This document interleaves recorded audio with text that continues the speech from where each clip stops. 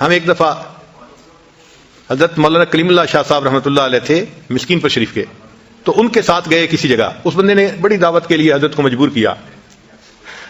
تو چلے گئے۔ اللہ کی شان کے اس بندے نے ساگ بنایا ہوا تھا۔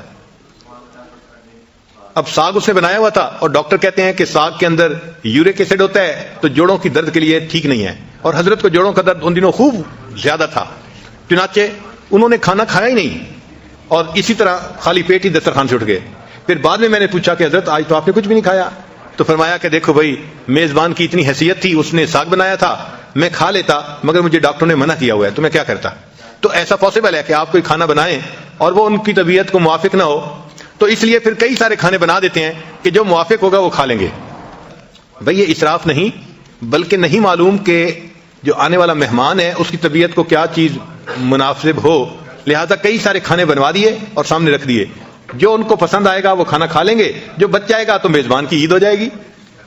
تو اس نیت سے متعدد کھانے بنا دیے جاتے ہیں اور یہ شرعاً جائز ہیں۔ چنانچہ کئی قسم کے کھانے،